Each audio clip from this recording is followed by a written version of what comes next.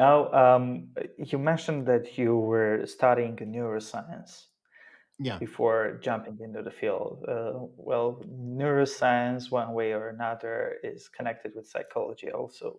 And since we discussed a lot of books about Joseph Campbell, Jung, Freud, I want to ask a question which is very popular on eastern side of the world, uh, for example, the CIS region, like Transcaucasian region, Mm. Middle East region, that video gaming is actually degrading people. It affects badly to children. It causes you a lot of things. So I would love to hear your opinion about it as like a narrative director and also a man with huge portfolio on neuroscience and psychology. So in the 1950s in America, I'll give you the context here. In the 1950s in America, there was a doctor named who was a psychologist named Dr. Frederick Wortham. He wrote a book called Seduction of the Innocent, where he literally talked about how comic books were rotting the brains of Americans, how Batman and Robin were gay, how Superman taught kids how to commit suicide by jumping off of buildings and determining they could fly, how Wonder Woman was a lesbian and really into bondage, and down the line. The book literally created censorship in America. So comic books could no longer do certain things for almost 50 years.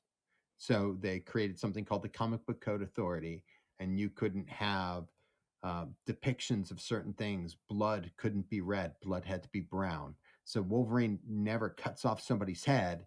It's always implied that he's cut off somebody's head, but you never see red blood in comics from the 1930s to 1950s through early 2000s because blood had to be censored and sex had to be censored. And there are always going to be alarmists in communities. Do I think that television or iPads or iPhones or video games are bad for the development of children before the age of 2? Sure. There's a lot about sensory overload. There's a lot about sort of depictions of violence at an age before the prefrontal cortex is really fully formed. That, yeah, certainly don't make kids play video games. Don't make your 2-year-old play GTA 6. Like, just don't do it. Don't make your Right. kid play. Don't make your 2-year-old kid play GTA 6. But I mean, but that's not. But I mean, beyond that, I think video games are really, really, really powerful tools for lowering the barrier for entry, for giving people the opportunity. There are multiple levels of intelligence. And one of the biggest things that video games have that other forms of media don't is kinesthetic awareness and kinesthetic intelligence is the art of learning by doing. So by understanding Hmm. eye motor coordination, like you can use video games like the Wii. The Wii is a really great example. You can literally use the Wii as a way to not only get people physically active, not only seniors. I mean, tons of research studies on this, but get people active and moving and using their controllers in a way that is really dynamic, and really creates opportunities for growth. And I would much rather a 5-year-old be working out on the Wii, which I know is in the safety of my own home, than putting my 5-year-old kid on a football field, because even though Right. that physical exercise is great for them, American football is dangerous. So for me, it's really about common sense. I do think that I think the video games are really important.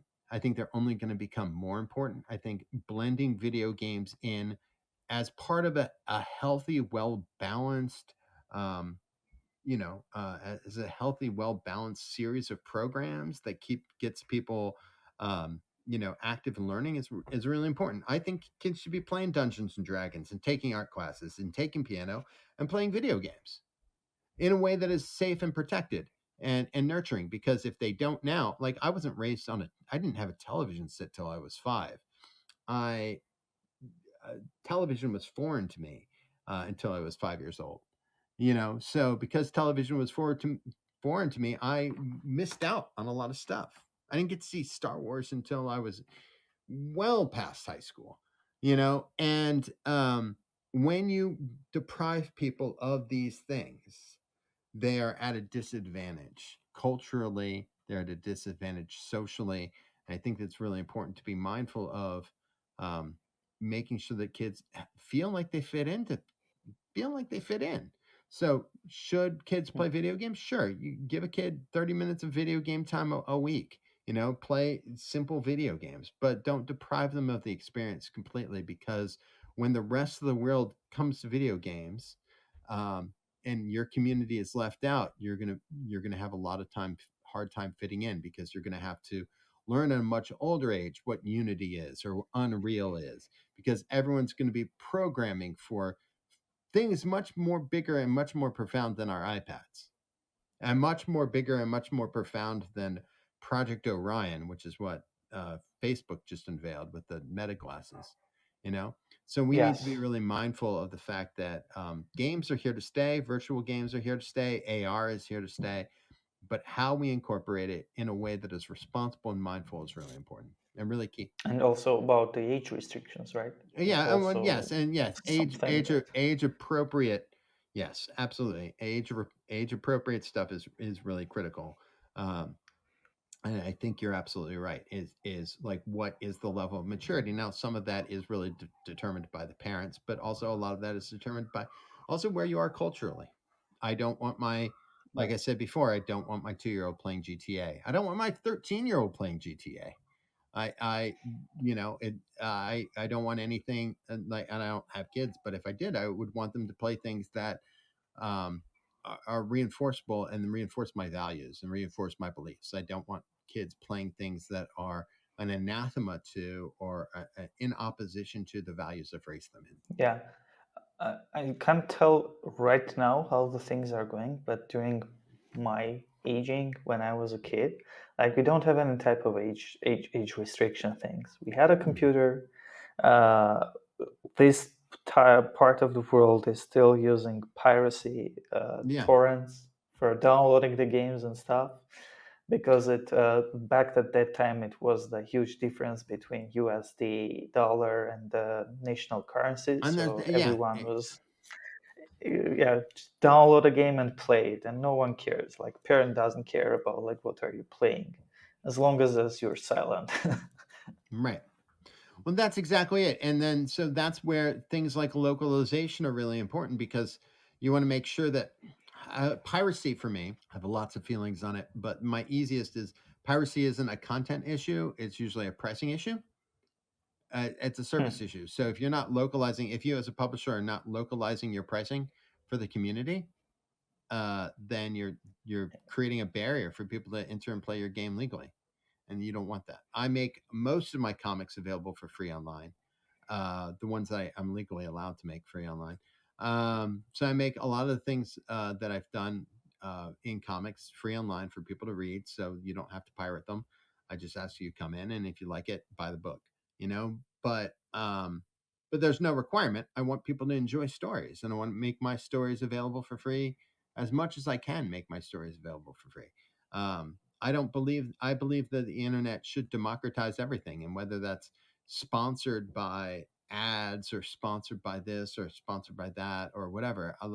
The fact of the matter is that I want there are a billion people on the planet, like more than that, a billion people on the planet, and I want a billion people on the planet to be reading my things. And if I can remove barriers for people to access my stuff, that's great. That's what I Yeah. want. And I want to be able to access other people's stuff. Obviously, I believe in copyrights, but I believe that other people should make their stuff available for free online too, so we can all read and enjoy more stories and build more stories and create more stories. That's what, for me, is really important. And I want you to be able to tell your story. You know, I'm Right. eager to read it when Yeah, when sure. you're ready to tell it.